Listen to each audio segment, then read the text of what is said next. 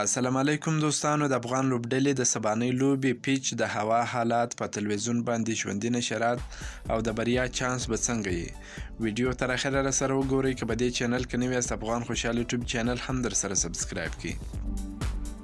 ټاکل شوې ده چې افغانستان او ویسټ انډیز د روان اکتوبر میاشتې په 20 یعنې سبا د افغانستان په وخت ماښام 6:30 د نړیوال جام تمریني سیالۍ د لړۍ په 14 میچ کې د ICC اکاډمي په کرکټ لوبغالي کې د یو بل پر وړاندې د سیالۍ ډګر ته کښته سي.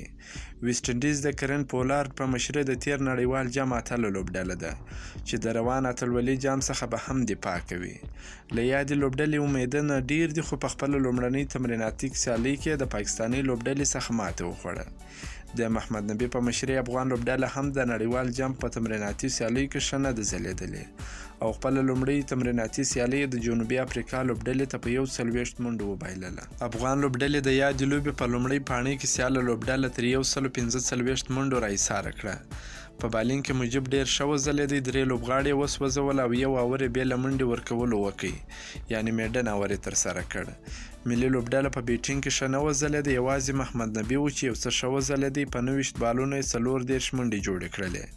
افغان لوبډلې د سیالې لوبډلې د منډو په پوره کولو په تعقیب په 20 اورونو کې یوازې 104 منډې وکړلې، لوبه یې وبایلل.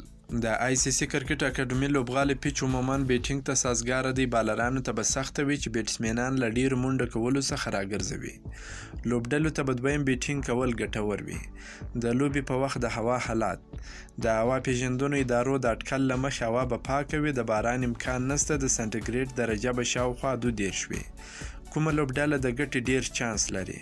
که څه هم له لوبې وړاندې د لوبې د ګټلو اندازه معلومول ګران کار دی، خو دواړو لوبډلو ته تیرو حالاتو ته په کتو به ویسټ انډیز ته د افغانستان ماتول دومره اسانه نه وي. ویسټ انډیز به په دویم بیټینګ کولو د هدف چیس یا پوره کولو ډیر چانس ونه لري، خو که لومړی بیټینګ وکړي د ګټې چانس یې یو څه ډیریږي. په ژوندۍ بڼه د لوبې ښودلو چینلونه هاټ سټار، موبایل اپلیکیشن، ملي سپورټ او ښایي اریانا تلویزیون یې هم ورکړي. که مو دا ویډیو خوښه سوي ویډیو در سره لایک کړئ، که په دې چینل کې نوي یاست د چینل هم در سره سبسکرایب کړئ. د نورو تازه معلوماتو لپاره هم زموږ سره اوسئ. تر بلې ویډیو پورې د الله په امان.